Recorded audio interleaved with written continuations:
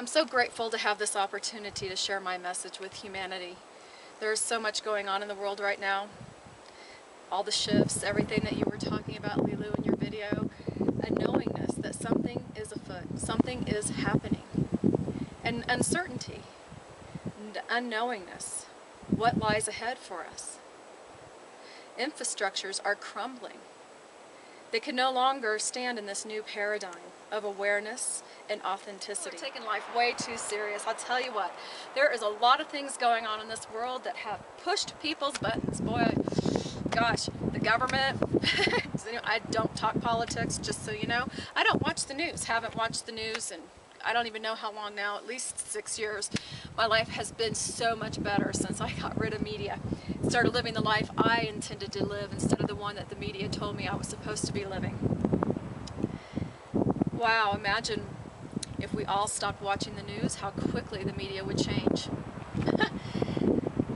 So, thank you again, Lilou, for this opportunity to bring my message to humanity, because you lit a fire under my butt, quite frankly. It's been something that I have received a lot of inner guidance, as well as I have a very strong network of support, both physical and non-physical.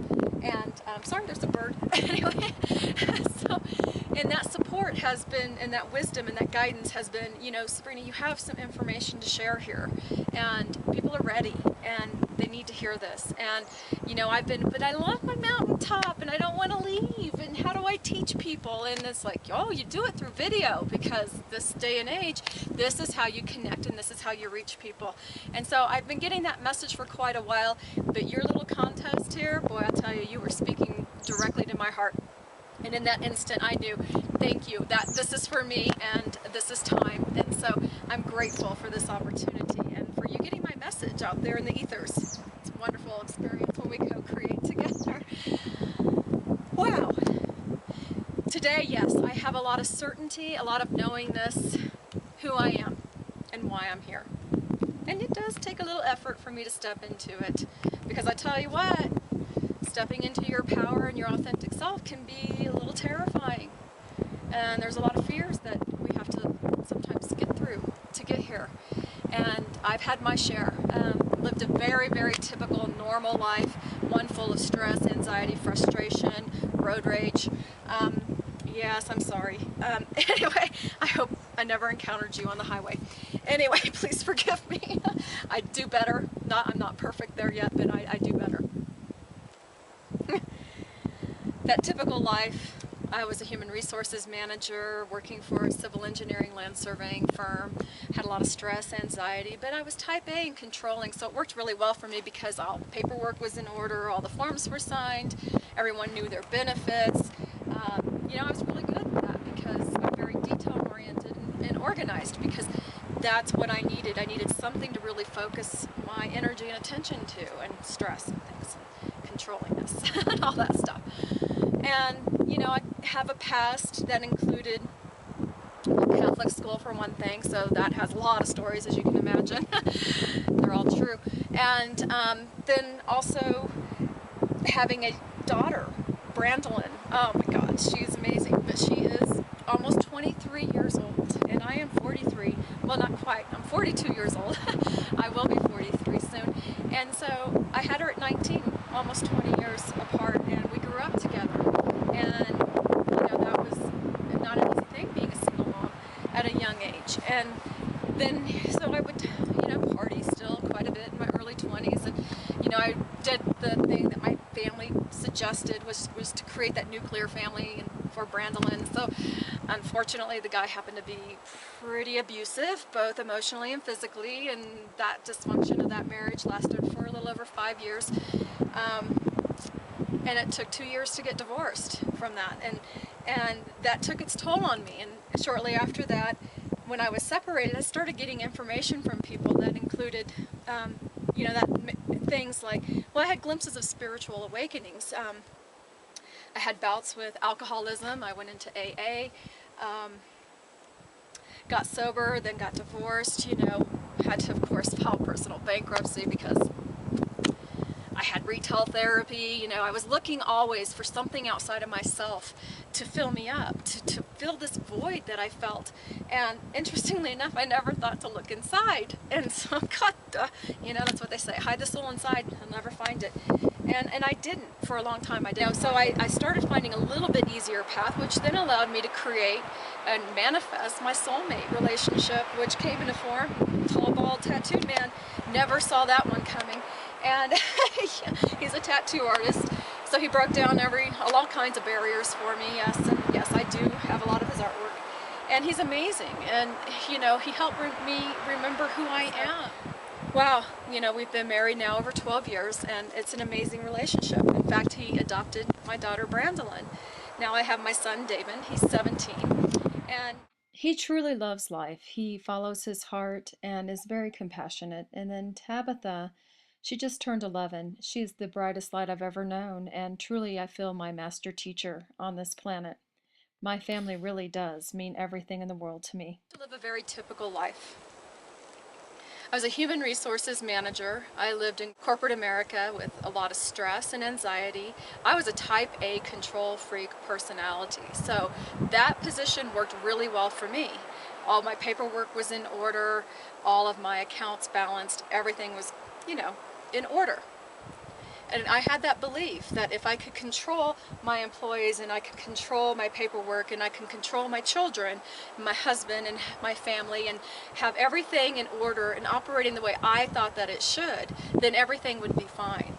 But the problem coming from that type of approach to life is the more things you try to control, the more things the universe gives you to control. And so you're in this constant juggling act, and it just doesn't work well.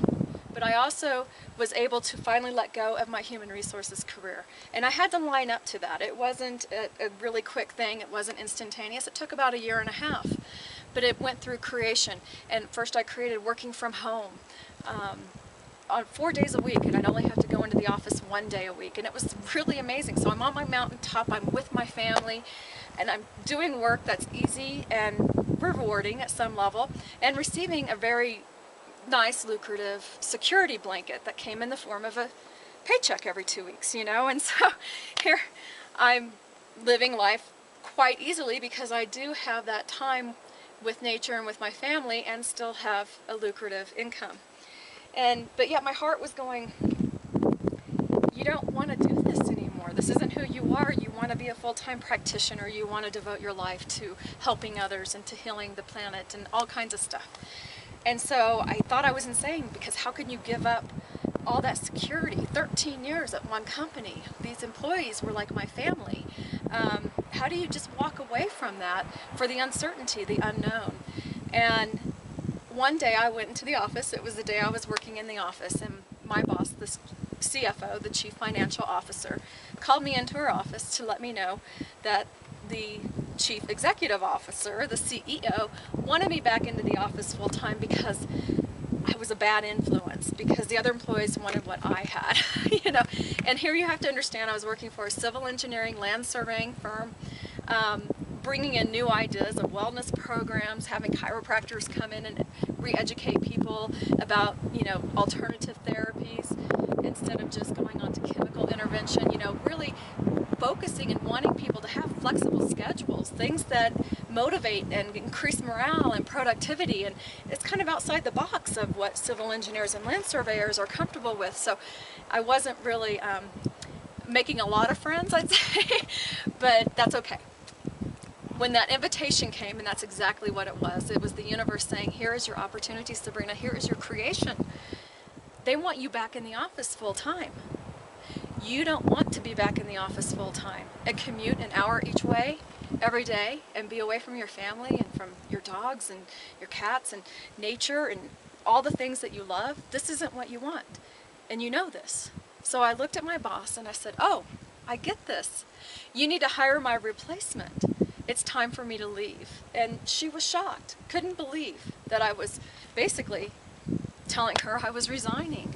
And I had to look at her and say, you know, it's my creation, and I didn't know how it was going to look, but now I do. And it was the best of both worlds, because I didn't want to just give him a 2-week notice and leave him high and dry. It took 3 months, and I trained and transitioned that person into my position so that when I left, it was virtually very smooth and seamless, you know, and something I wanted to provide to an organization that I loved very, very dearly. You know, and it's interesting how we let our relationships with like our coworkers really hold us into a position that doesn't feel good anymore, that we've outgrown. And you know, as in human resources, I used to tell people all the time, getting fired is the best blessing that can happen to one person, because it's an obvious information that they're not happy where they're at. Because if they were, they would never be fired. And even if they're laid off, you know, it's something that they're creating at a subconscious level anyway, if not consciously. And so with all the people that are losing their jobs right now, I say congratulations. God, good for you. You have a clean slate. You get to say, this is what I want to do instead. Because that is exactly what's happening. Infrastructures are crumbling for a reason. They're not serving us anymore. And I'm here to help you remember who you are. That this can be fun and playful and enjoyable. And it can be easy, and it doesn't have to be hard and a struggle, and you don't have to prove yourself worthy, because you are worthy. And so I left my human resources career in February of 2006, and as I said, I worked and ended up advancing as a practitioner within the organization of the Reconnection. And my heart and soul was in that work, and I still value that work. It is tremendous. These healing frequencies are amazing. They transform lives. And it's because of that love, that appreciation for this work, that I stayed within that organization as long as I did. One of the things that I found in 2011 is that if something is not authentic, it will just fall away naturally. Unless if you're clinging or holding on too tightly. It's almost like it just got too warm all of a sudden and you're just taking off a layer of clothing. It doesn't have to be hard to let go, but so many people are having a hard time letting go. And fear is causing them to hold on to things that aren't serving anymore. I mean, look at the infrastructures crumbling today. The government, the medical system, big pharmacy, media, all of these things that, well, corporate America, are no longer serving us. And if we just let go and instead turn our focus to what it is that we want instead, and make a conscious decision, instead of being like sheep that just get herded in any direction that we're told to go. I'm wondering how many people are even having original thoughts anymore. You know, for me, I had to honor what was appropriate for me, what was authentic for me, and that was my family, first and foremost. Being in nature, connecting to nature, that is critical for me. This is how I ground. This is how I get information. This is how I've been able to help other people identify and transcend any fears and old programming that they have. And to be able to move forward and walk forward with confidence in their new blended being that where they're connecting to their inner guidance and wisdom and their support network, both energetic and physical, and moving forward. And today, I feel most inspired to help others, to help them remember who they are, to remind them that they have infinite support available to them any time they remember to ask. And all they have to do is simply allow the intelligence of the universe to come in and say, oh, you want this? This is how it's done. Oh, you want to teach people and reach people through video? Guess what? Lilou's going to give you an opportunity to do that. Wow. Thank you. Thank you. Thank you. Life is easy. It is fun. And it's meant to be lived to the highest level, expressing anything that makes your heart sing. Do what you came here to do. Let the world see you shine.